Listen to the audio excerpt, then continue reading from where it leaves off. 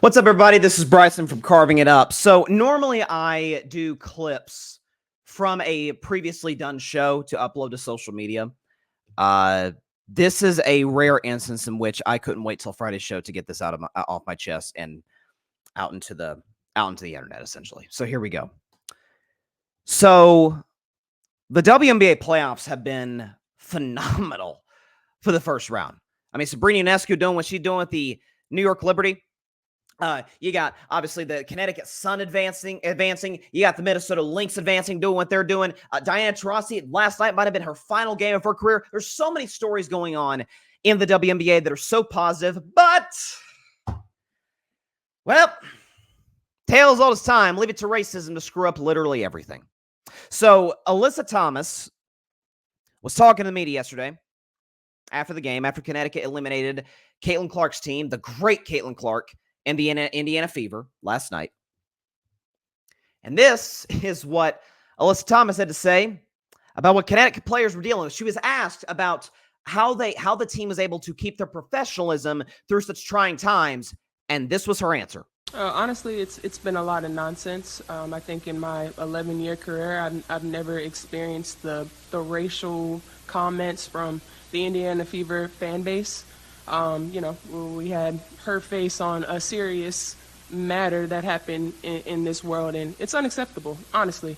And there's no place for it, and we've been professional throughout the whole entire thing, but I've never been called the things that I've been called on social media, and there's no place for it.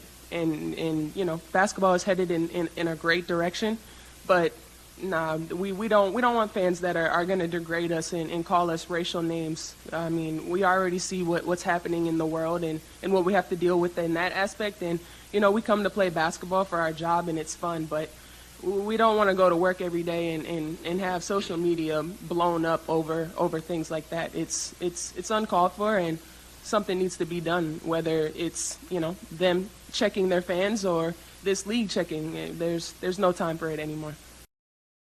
11-year career, she's never dealt with the racism that she's dealt with. The WNBA put out a statement last night. The WNBA is a competitive league with some of the most elite athletes in the world. While we welcome a growing fan base, the WNBA will not tolerate racist, derogatory, or threatening comments made about players, teams, and anyone affiliated with the league.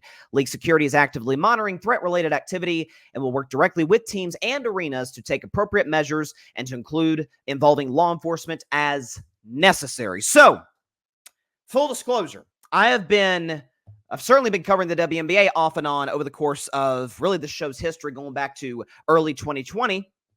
And I've been covering Caitlin Clark since the 2023 Final Four, so the last year and a half. And I consider myself a full-blown Caitlin Clark fan. I think she's awesome. She reminds me a lot of Steph Curry, my favorite player ever. Guy who made me fall in love with basketball, with her long-distance shooting, with her handle. She's actually, in her league, a better passer than Steph is in his. She gets her teammates involved. She gets the most out of everybody. And she took an Indiana Fever team that was awful before it took her. Respect to Aaliyah Boston, who was the first pick the year prior. Got serious potential. We saw that the last couple of years. But this team was not very good. And Caitlin took it to the 6th seed of the WNBA playoffs. By the way, she's got a dog. I don't know if she has a dog, but she's got that dog in her, so to speak, right? She's got that attitude. She's got everything that you need to be a great professional athlete. Bam, she's got it. Her season came to an end last night. She had one of the greatest rookie seasons in history. And this is barely scratching the surface. Caitlin Clark averaged 23, 9, and 8 after her first break, which was in between All-Star and Olympics, which I remember saying on the show, hey, even if she's good enough to be in the Olympics, she needs time off, given how much basketball she's played over the last, at this point now, 12 months. She needed a break, and she showed it because she went crazy in the next month and a half, essentially. But again, this goes to something that I've talked about on this show, is that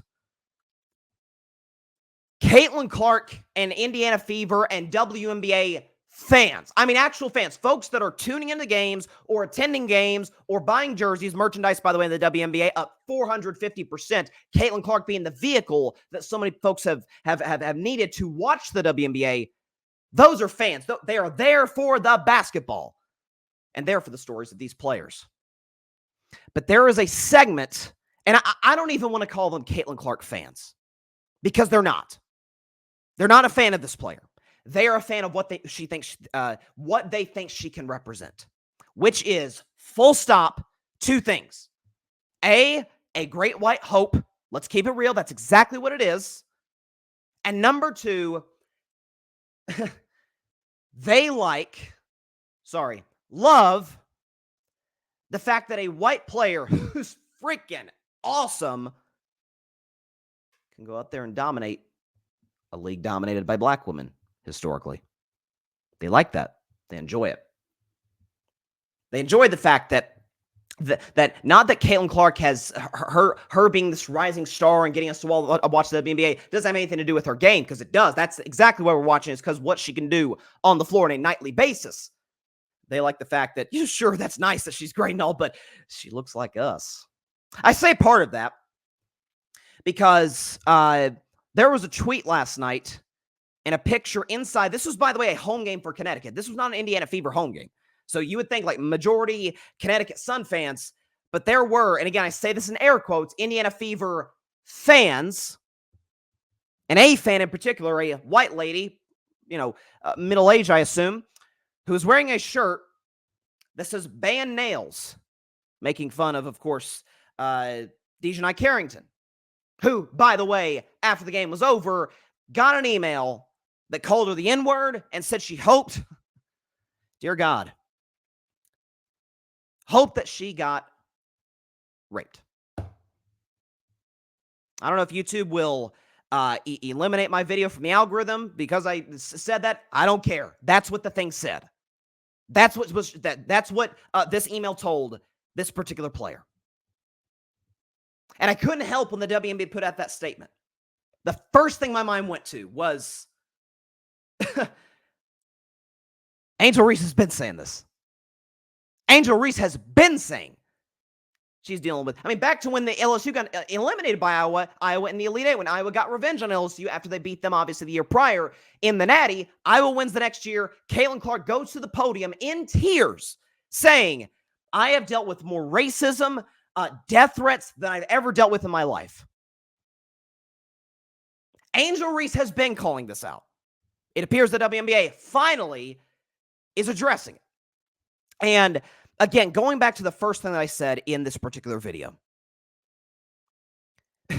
anytime there's any sense of joy or excitement, interest, be in sports or otherwise, in this case, the WNBA, a league that has been starved for attention for so long, finally's got it.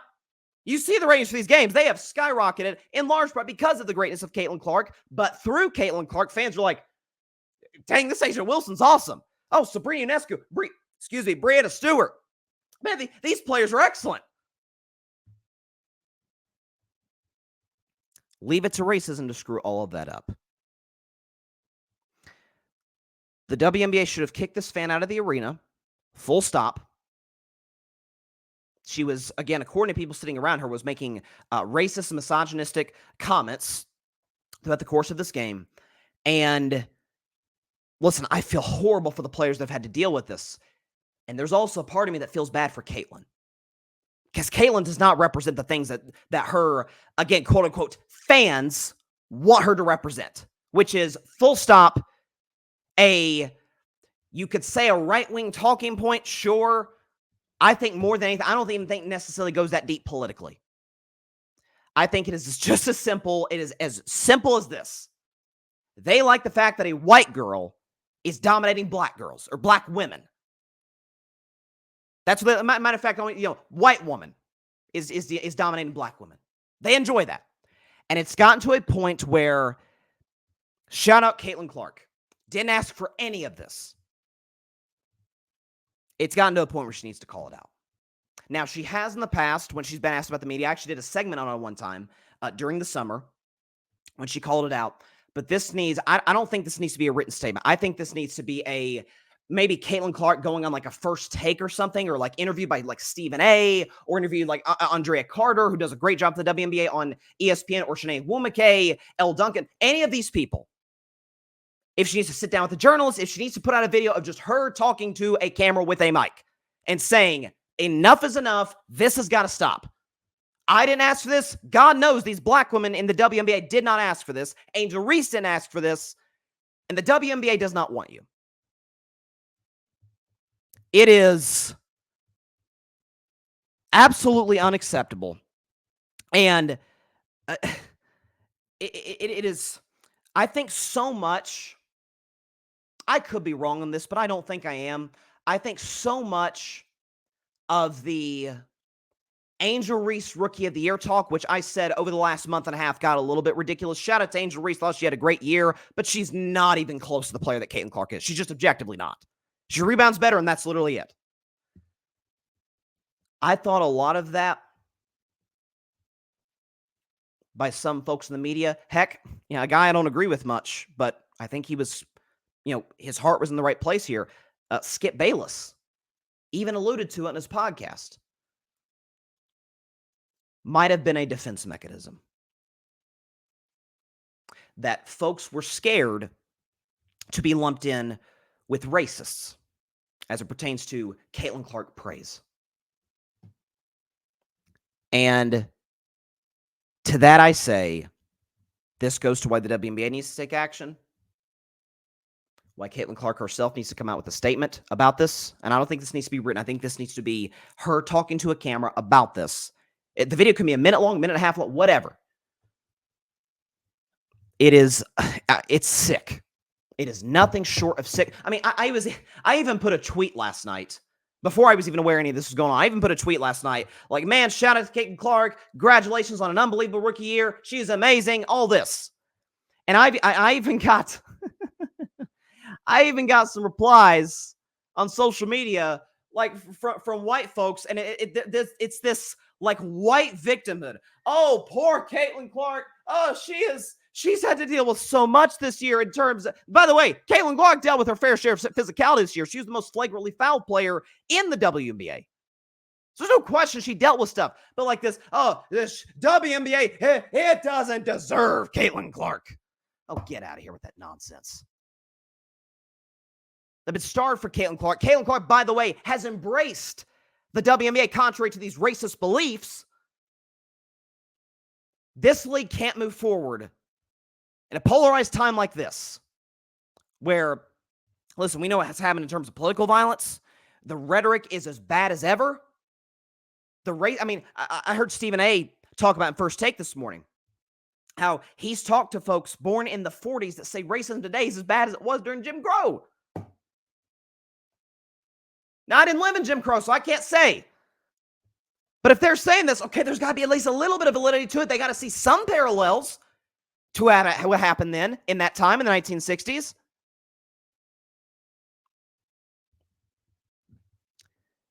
This league can't grow. It can't grow if they don't eliminate this. Full stop. It can't grow. It's sick. It's effing disgusting. The league needs to call this out. Any other demonstrations, be it the rest of this playoffs or next season, needs to be snuffed out immediately, and the fans need to be kicked out of the arena. That is an active threat that some of these players for the Connecticut Sun were dealing with.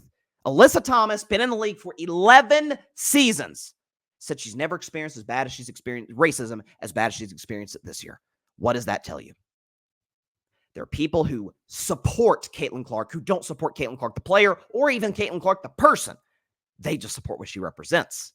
They just support the fact or the idea that she can be the one who gets back at those black women, who humbles them to a certain degree. That's what they're waiting for. That's what they're rooting for. That's at the heart of it. It's absolutely disgusting. And she has been a political talking point. Caitlin has. Her name has been used in a context that I'm sure she never even imagined that it'd be used in. And the ultimate victims in the end of this, welcome to American history, is black folks. In this case, black women. So the league needs to address this ASAP. Caitlin, who didn't ask for any of this, full stop, needs to come out with a statement condemning these idiots, these fools. And they got to move on as a league, leaving these people behind. So that's my take. I'll upload it on social media and on YouTube. This wasn't even a part of one of my podcasts, but I could not wait till Friday to do this because it pisses me off. I can't imagine how it feels for those black women in this league. Carving Up will be back Friday night, 6 Eastern, 3 Pacific time. Hope y'all will tune in. And, man, we have a long way to go. Thanks so much for watching the show on YouTube, and be sure to go click that big red subscribe button and check out the other clips and full shows from Carving It Up Live, as well as our other incredible content creators here on the Grid Network.